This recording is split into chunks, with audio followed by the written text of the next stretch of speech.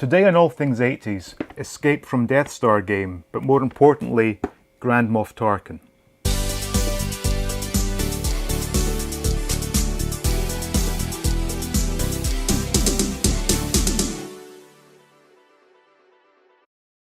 Welcome to All Things 80s. Now today is Tuesday, May 7, and finally it's officially in the stores.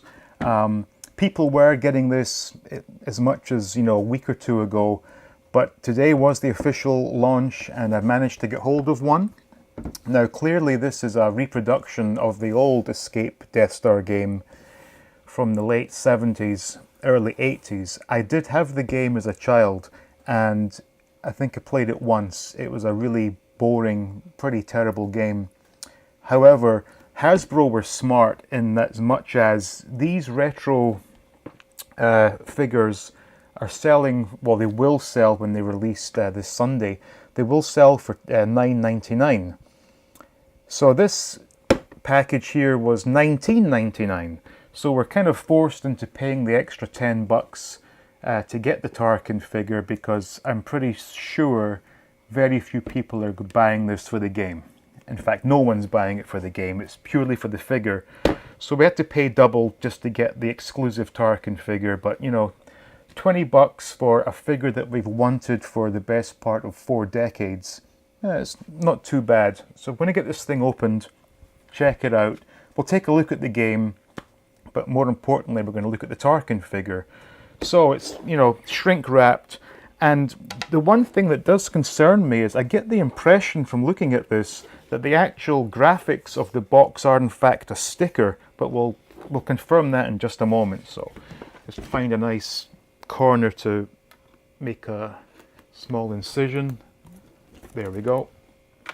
And then get this thing opened. Like I said, I had this as a child. It was a second-hand item that I had. We actually had, I think it was called a swap shop at primary school. It was like one Saturday morning, one of those, fundraising events, and you could bring in toys you no longer wanted and you could swap for something you did want. And one guy in my class had this, so I swapped for it. Like I said, played it once and never again. And yeah, absolutely, this graphic, I don't know if you can see this, it's rippled all the way over, and I believe that is a sticker over the sort of, I guess the cheap cardboard interior. But like I said, we didn't buy this for the box, we didn't even buy it for the game, so let's get to what we really want to see. So there we go, off with this lid. And you can see here the Tarkin figure, the card underneath has been preserved with this extra packaging, which is a nice touch. So, and there we go. So, you know what we're going to do first? We're going to put this to this, hang on, this bubble is it dented? Slightly. But you know what? It's okay because we're going to open it anyway. Yeah, that's poor. Not a big deal, like I said. So let's quickly put this aside, quickly check a look at this game. Yeah, I remember these pieces being black as a child, and these cardboard play pieces that would fit into these plastic things. That's how I remember it. Instructions. That's kind of retro style. I don't know if you can see that. That's quite nice. Nice touch. And this. I remember the spinning. Instead of rolling a dice, you sort of spun this, and then there were various task cards and Death Star blueprints, and they would sit in here. Not particularly interesting. And finally, the board itself, which is, let's see,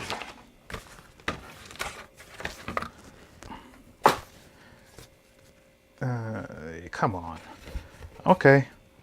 You know, this half decent cardboard. Yeah, it's exactly the same. Yeah, it's exactly the same as it was way back when. So, you know, that's the game. And, you know, take my word from it, it's a boring game. I don't recommend playing it, and I very much doubt many people will. But anyway, this is why we're here. So this is my Grand Moff Tarkin figure, finally. You know, clearly he was the sort of major villain in the first movie. And to have not made a figure for him was just absolutely ridiculous. Even the first 12, we had Jawas, we had Sand People, even the Death Squad commander, but no Tarkin. So finally they've righted the wrong, and now we have Tarkin. And like I said, this bubble is extremely dented. Can it be? No, it's completely deformed. You know what? I think because this was the only one they had in my local Target, so this is the only one the only one I could buy. And I guess I was going to say the gods, but perhaps the Jedi spirits figured I was going to open it anyway. So rather than not damage, but bust open a pristine item, I'm going to open this. And you know what? It's a nasty bubble. It's all dented. I'm going to do this old school style. So basically a case of getting into it like so. And unlike the old 70s, 80s versions, they actually have I don't know what you call this. It's like, I'm going to say the coffin, the plastic coffin, but they have the insert that the figure lies into. And obviously by doing that, they didn't have to produce the coloured cardboard footplate. But anyway, here we go. So this really is like going into a time machine and going back 40 years to 1979. In fact, should really be what, 41 years, 42. It's a nice, yeah, I mean, it's a really nice looking figure. And the likeness, I would say the likeness is as good as you can expect if they were trying to replicate the molds and things they used back in the late 70s. It's a reasonable likeness, it's pretty decent.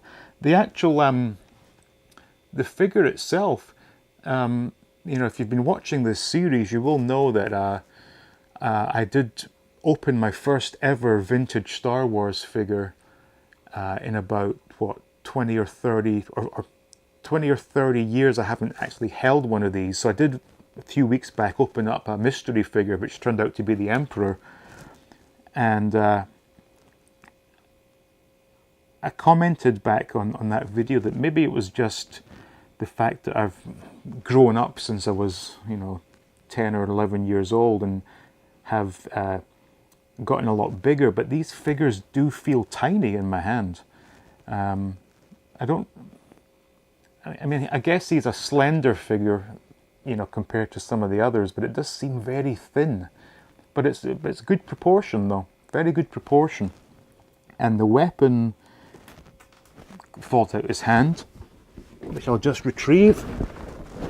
Okay, the weapon is it's like the sort of stormtrooper blaster, and it's got a pretty decent sound to it. It's not that cheap repro stuff. That's not bad. And 5 points of articulation as you would expect. Arms, raise your hands and can sit down. It's not bad. Yeah, I'm very happy with this. So as I start to right the wrongs, which of course was me selling all my vintage Star Wars stuff, I guess that must have been, what, 15, 16 years ago? I now have two vintage Star Wars figures in my collection. The Emperor, which I opened recently, and now this one. So it's not a bad way to start things. So yeah, I absolutely recommend this for your collection. I mean, who wouldn't want this? This was the figure that we've been crying out for decades, and now we have it.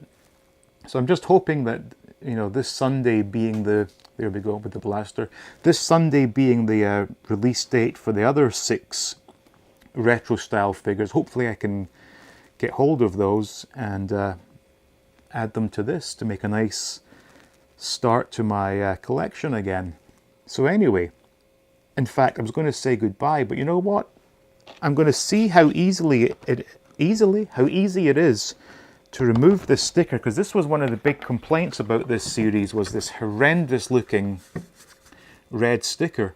So I'm going to see if it is at all possible for this to be removed cleanly. You know, like I said, don't worry about this card. The bubble was in horrendous condition. But we're going to see if it's possible to get this sticker off. So stay tuned for that. And anyway, thanks for watching. Hope you enjoyed it. It was fun opening this, the figure that never was. And if you did like it, please do like, please share, please subscribe, and see you in the next video.